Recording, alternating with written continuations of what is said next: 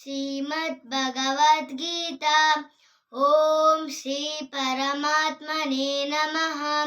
श्रीमद्भगवद्गीता अथ प्रथमोऽध्यायः। अर्जुन विषादयोगः। धृतराष्ट्र उवाच धर्मक्षेत्रे कुरुक्षेत्रे समावेतायुयुत्सवः मामकाः पाण्डवाश्चैव किमकुर्वत सञ्जय। सञ्जय उवाच दृष्ट्वा तु पाण्डवानीकं यूढं दुर्योधनस्तदा आचार्यमुखसंगम्य राजा वचनं वब्रवीतु। पाश्चैतं पाण्डुपुत्राणाम् आचार्य महतीं च यूढं द्रुपदपुत्रेण तव शिष्येण विमता।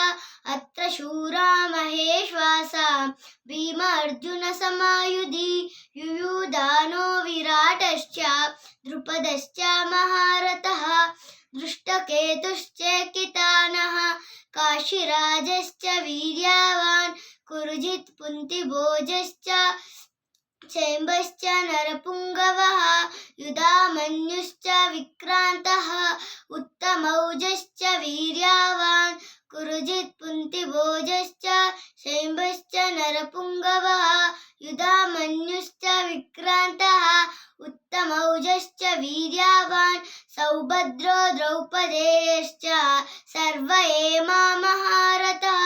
अस्माकं तु विशिष्टाये तानि भोजद्विजोत्तमा नायका मम सैन्यस्य संज्ञार्थं तां ब्रवीमि। भवान् भीष्मश्च कर्णश्च कृपश्च समितिञ्जयः अश्वत्थामा विकर्णश्च सौमदत्तिस्तथैव च अयनेषु च सर्वेषु यथा भागमवस्थिताः भीष्ममेवाभिरक्षन्तु भवतः सर्व एमायि। तस्य सञ्जनयनर्षं कुरु वृद्धः पितामहः सिंहनादं विनोद्योच्चैः शङ्खं दत्तं पृथक् पृथक् सघोषो राष्ट्राणां हृदयानि व्याधरयतु नभश्च पृथ्वीं चैव तुमुलो वेणुनादयान् अथ व्यवस्थितान् धृतराष्ट्रान् कपिध्वजः प्रवृत्ते सहस्रसम्पते दरुरुद्यं या पाण्डवः ऋषिकेशं तदा वाक्यं फिदमहामहीपते। अर्जुन उवाच सेनयोरुभयो मध्ये रथं स्थापयाम्यच्युत यावदेतानि निरीक्षेयं योद्धुकामानवस्थितः कैमद्य सायोध्यम् अस्मिन् रणसमुद्यमे। जय कृष्ण।